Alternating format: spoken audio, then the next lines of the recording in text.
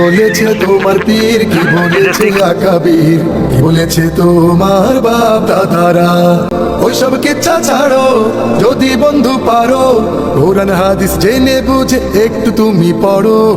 বাংলাদেশ জামাতে ইসলাম নামক সেই সংগঠনেরই একজন উজ্জ্বল নক্ষত্র সূর্য সন্তান মশিউর রহমান সাহেব এমন একটা সঙ্গীত গেয়েছেন, সেই সঙ্গীতটাকে নিয়ে বিভিন্ন মহলে আলোচনা সমালোচনা হচ্ছে। নিঃসন্দেহে তুই ঠিক কথা বলেছিস। কি বলেছে বাপদাদা, কি বলেছে আকাবির, এই সমস্ত কথা ছাড়ো, কুরআন হাদিস ধরো। সে তো এখানে সুন্দর কথা বলেছে। এই কথাগুলোকে শুনেই অসংখ্য অগণিত মানুষের শরীরের মধ্যে চুলকানি দেখা গিয়েছে, অ্যালার্জি দেখা গিয়েছে। বলেন কি? আমি তো এখানে খারাপ কোনো কিছু দেখি না। বাংলাদেশ জামাত ইসলাম নামক সেই সংগঠনের এই সূর্য সন্তান ভালো কথাই তো বলেছে। রুকো যারা, আসুন না আরেকটু গজলের অংশটা শুনি, সঙ্গীতের অংশটা শুনি। তোমার নেতা তোমার শায়েখ আসল দলিল না, শয়তানও যে ওলি সে যে দিতে পারে ধোকা। একদম সঠিক কথা বলেছেন। তোমার নেতা তোমার শায়েখ আসল দলিল না, শয়তান তো ওলি সে যে দিতে পারে ধোকা। একদম সত্য কথা বলেছেন। তাই বায়াত নেয়ার আগে বন্ধু আমির যাচাই করো। আরে বাহ, কত সুন্দর কথা বলেছে। তাই বায়াত নেয়ার আগে বন্ধু আমির যাচাই করো। আর যাচাই বাছাই না করলে এমনও হতে পারে বেগানা মহিলাকে জড়িয়ে ধরবে আর নিজের অনুসারীদেরকে বলবে এটা জুলাই শহীদের মা, আর ওনার অন্ধ ভক্তরাও মেনে নেবে এটা জুলাই শহীদের মা। এটা কুরআন হাদিসের ব্যাখ্যা অনুযায়ী ধরেছে, এতে কোনো সমস্যা নাই। আর যখন এই সমস্ত বিষয়গুলোকে ওলামায়ে কেরাম মুখ খুলবে, কথা বলবে মানুষকে সচেতন করার জন্য, তখনই তাদের অন্ধ ভক্তদেরকে মাঠে ময়দানে ছেড়ে দেবে আলেম ওলামাদেরকে বকাবাদ্য দেওয়ার জন্য।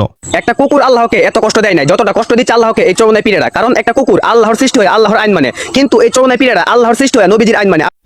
চর্মরোগীদের ইসলাম আর আবু জাহেলের ইসলাম সেম কথা। চর্মরোগীদের ইসলাম আর নমরুদের ইসলাম একই কথা। বাধা দেওয়ার কারণে তাদের অনুসারীরা তাদের আমিরের পক্ষ নিয়ে ওলামায়ে কেরামদেরকে স্ক্রিনে উঠিয়ে এই সমস্ত কথাগুলোকে বলতে থাকে। নিঃসন্দেহে তুই ঠিক কথা বলেছিস। মওদুদি কোনো এক মতবাদ নয়, মওদুদি আলোকিত বিশ্বময়। আরে ভাই এটা কে? এটা কি মশিউর না? আরে এটা তো মশিউরই। হ্যাঁ না, একটু আগে কইলো বাপ দাদারে বাদ দিতে, আকাবির রে বাদ দিতে, কুরআন হাদিস মানতে। এখন মওদুদি কেডা?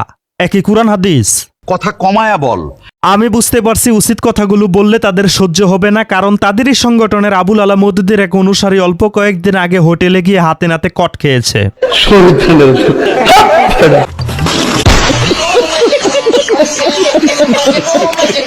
অথচ তাদেরই সংগঠনের আরেক উজ্জ্বল নক্ষত্র মশিউর রহমান, তিনি সুরে সুরে বলছেন আকাবিরকে মানা যাবে না, শায়েখকে মানা যাবে না, পীরকে মানা যাবে না।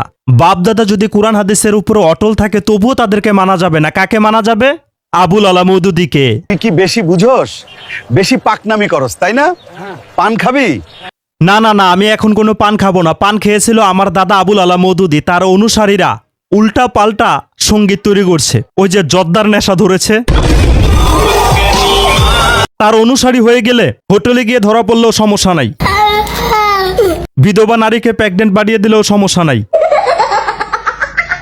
বিয়ের কথা বলে তার সর্বনাশ করে দিয়ে জেল খাটলেও কোনো সমস্যা নাই,